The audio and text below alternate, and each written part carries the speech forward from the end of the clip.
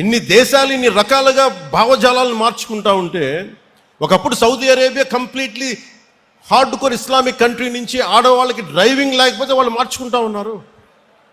ఆడవాళ్ళకి ఓటింగ్ హక్కు లేకపోతే ఓటింగ్ హక్కు ఇచ్చారు.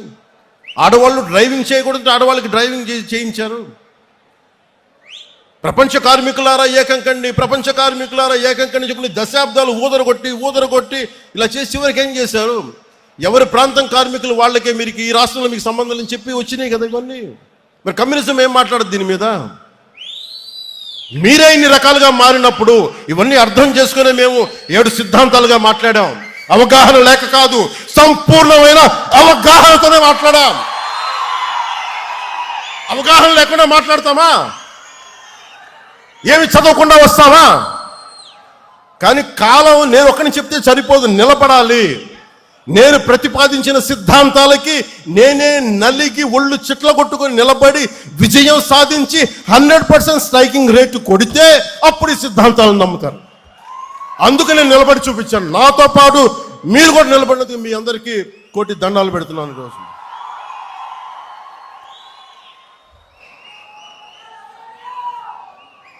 Love you. ఏదైనా మాట్లాడితే మారిపోయామంటే ల్యాండ్ ఆఫ్ తిలక్ మహారాష్ట్ర ఏం మాట్లాడద్ది? స్వరాజ్యం నా జన్మ హక్కుని చెప్పిన తిలక్ నేలది. అలాంటి నేల కేవలం అది మరాఠీ మాణుస్ అని చెప్పలేదు. ఆయన చెప్పింది మరాఠీ మాణుస్ ఇచ్చిన స్లోగన్ ఏంటంటే సంపూర్ణమైన దేశానికి స్వరాజ్యం నా జన్మ హక్కుని.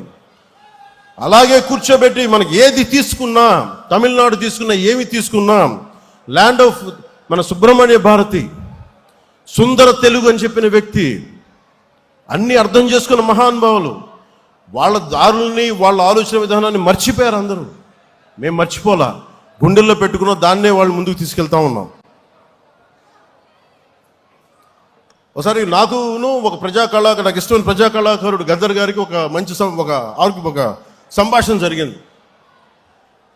నేను ఒకటే చెప్పాను, తమ్మి నువ్వు మా వాడివి కాదురా, నువ్వు వెళ్ళిపోయావు, నువ్వు పక్కకి అంటే నేను మనిషిని అన్నా, నేను అందరూ బాగుండాలని కోరుకుంటాను అంటే ఆయన అర్థం చేసుకుని నేను మాట్లాడుతా నేనే చెప్పాను, అన్నా ఒకప్పుడు దేవుడు లేడు, దేవుడి మీద నువ్వు పాటలు రాసావు, దేవుడు లేడు విచిత్రం అని అనవసరం అని, మరి నువ్వే యాదాద్రి నరసింహుడి మీద పాటలు రాసావు, అది కూడా నువ్వే చేసావు. నువ్వే ఇన్ని రకాలుగా మారినప్పుడు నేను మనుషులు ఎలాగా మారుతారని తెలిసి నేను ఇంత ఫ్లెక్సిబుల్ ఐడియాలజీ పెట్టానన్నా, అంతకుమించి ఇంకేం లేదు. నా గుండెల్లో ఎప్పుడు కష్టపడే, నేను తుపాకీ పట్టుకుని నేను నక్సలైట్ కావాల్సిన అవసరం లేదు, ఎర్ర జెండా వేసుకొని నేను మావోయిస్ట్గా మారాల్సిన అవసరం లేదు. నేనేం మాట్లాడానంటే, నేను నా జెండా నేను వేసుకుంటా, నా 7 సిద్ధాంతాలు నేను మాట్లాడతా. ప్రిమిటివ్ వల్నరబుల్ ట్రైబల్ గ్రూప్స్ కోసం డోలీ మూతలు తప్పించే బాధ్యత నేను తీసుకుంటా.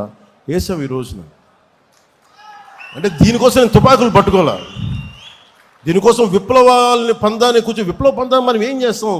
ప్రజాస్వామ్యంలో ఉన్నప్పుడు హింస పని చేయదు, అది అర్థం చేసుకునే ఉంటాం కదా. నేనేం చేశానంటే ఇట్స్ అ మిడిల్ పాత్, ఒక మిలిటెంట్ అప్రోచ్ కావాలి. ప్రజాస్వామ్యబద్ధంగా తుపాకీ పట్టుకోకుండా అక్కడ పట్టుకున్న మన జెండా కర్రే ఆయుధం అవసరమైతే మన గుండెల్లో ఉన్న మాటే తూట అవ్వాలి.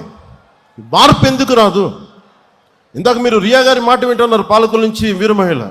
అర్ధరాత్రి 12 గంటలకి ఒక ఇంతమంది మగవాళ్ళు మధ్యలో ఆ పార్టీ మగవాళ్ళందరూ కూర్చోబెట్టి నేను చంపేస్తామంటే ఒంటరి మహిళల కూర్చొని 3 గంటల సేపు పోరాటం చేసిందంటే ఎంత సత్తా ఉండాలి, ఎంత ధైర్యం ఉండాలి, ఎలాంటి ధైర్యం నింపుకున్నారు. దేనికి అంటే మనం నిలబడతాం, మన సిద్ధాంతాల మీద అంత పట్టుదల, అంత బలం, ఇవన్నీ చేయడానికి కదా మనం నిలబడి ఉంది ఇక్కడ. ఇవన్నీ ఎలా ప్రూవ్ చేయాలంటే ఒక దశాబ్దం నడవాలి దీని మీద. పవన్ కళ్యాణ్ కూర్చోబెట్టి ఇక్కడ మనకి హోటల్లో ఆపేస్తే చంపేయడానికి పోలీసులు తీసుకెళ్ళడానికి ప్రయత్నాలు చేస్తే మేమేం భయపడలే. చెయ్యి.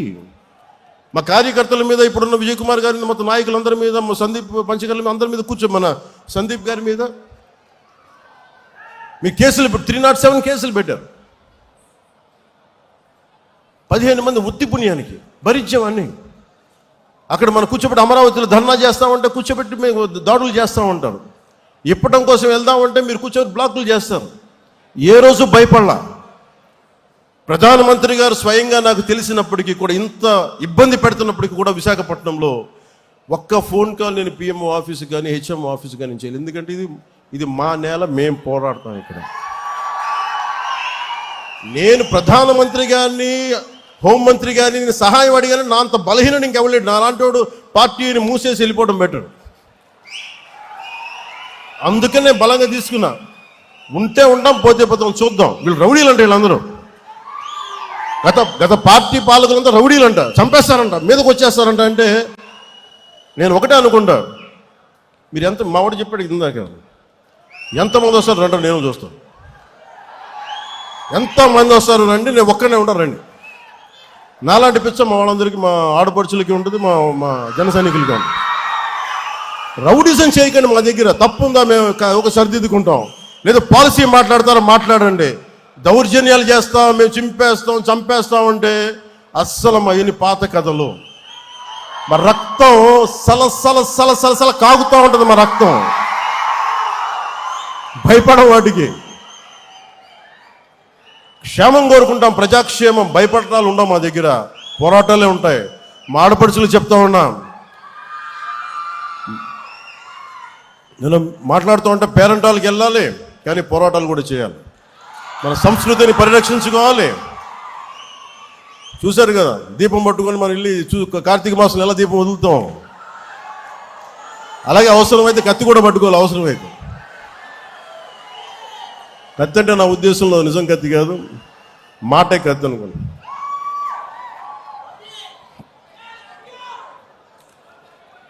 అలాగే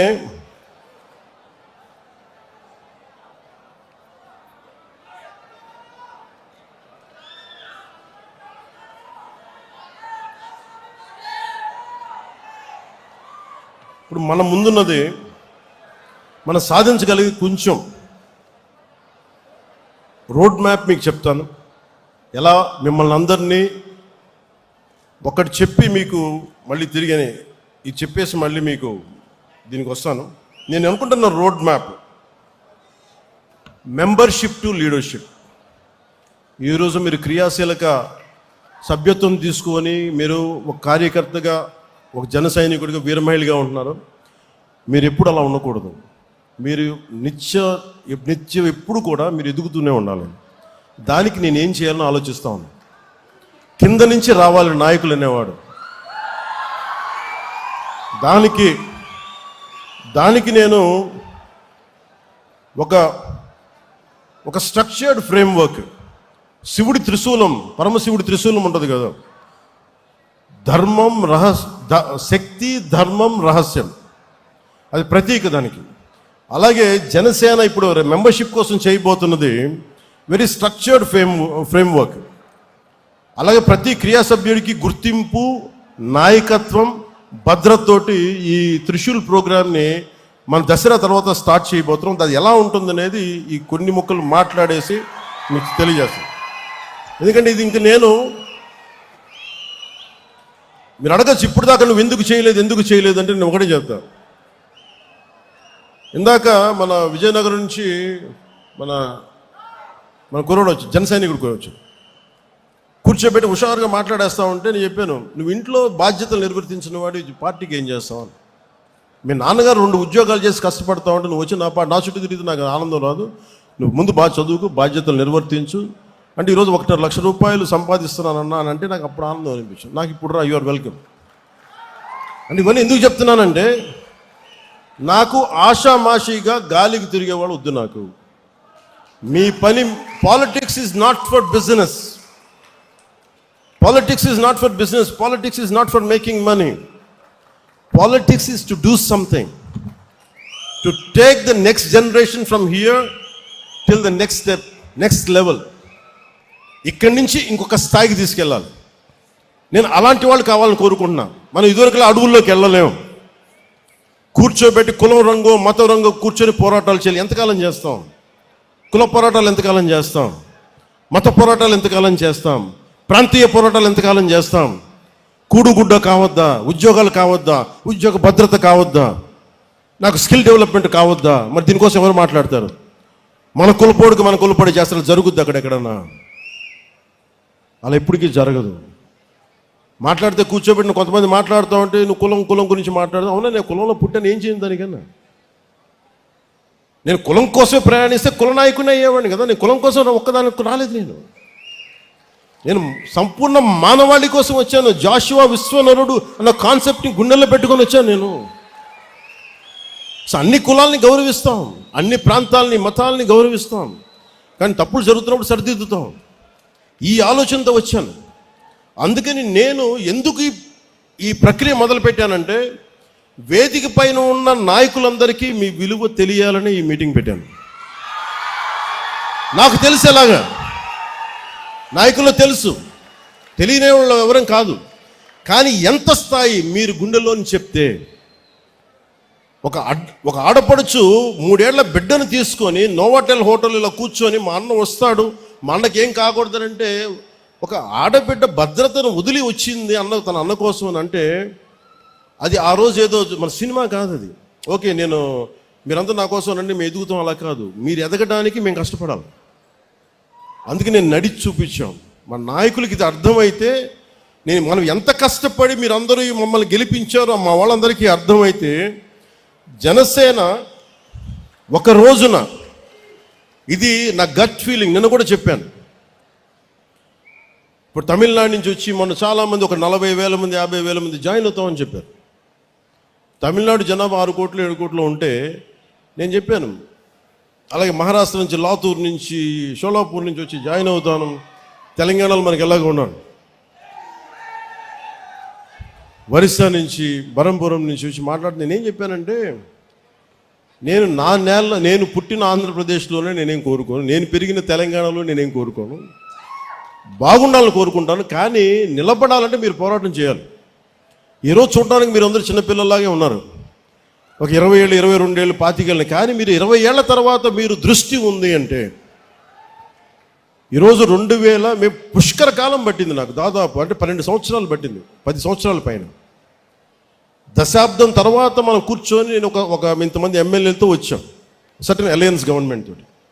అలాంటిది భవిష్యత్తులో మీ కర్ణాటకలో కావచ్చు, తమిళనాడులో కావచ్చు, లేదంటే ఒరిస్సాలో కావచ్చు, మహారాష్ట్రలో కావచ్చు, మీరు తెలంగాణలో కావచ్చు, మీరు వెళ్ళాలి అంటే మీరు పోరాటం మీరు చేయాలి. నేను దానికి కావాల్సిన సైద్ధాంతిక బలం ఇవ్వగలను, అవసరమైతే నా వనరుల్ని కొంత ఇవ్వగలను మీకు. కానీ మీరు నిలబడాలి. ఇప్పుడు చూశారు కదా, రియా అనే ఒక ఆడపడుచు ఎలా నిలబడిందో, మొత్తం ఒక్క ఆడపడుచు, ఇంతమంది గుండాలు వచ్చి మీద పడితే ఒక్కటే ఫైట్ చేసి తర్వాత మన జనసేన మన నాయకులందరూ వెళ్ళి నిలబడితే అది వేరే. కానీ 3 గంటలు ఒక్కతే నిలబడింది. మీరు అలాంటి మానసిక స్థిరత్వం, స్థైర్యం మీకు ఉంటే, ఇది ఒక రోజున ఖచ్చితంగా ఇది Janasena will become a national party. కాకపోతే అంత తేలిక కాదు, అంత తేలిక కాదు. ఎందుకంటే నేను ఒక్కడిని అనుకుంటే సరిపోతుంది. అది సహజంగా క్రమంగా జరగాలి. సో అది మీరు హాస్యాస్పదంగా ఉంటుంది చూసే వాళ్ళకి, ఇలా అయిపోద్ది అనుకుంటారు. మనం నిలబడితేనే అవుద్ది, కష్టపడితేనే అవుద్ది. కానీ దాని వెనక పదవి అధికారం అనే కంటే కూడా మన దేశం, మన మూలాలు పరిరక్షించుకోవాలి. ఈ మైండ్ సెట్ ఉంటే మటు ఖచ్చితంగా వీ కెన్ గో అహెడ్.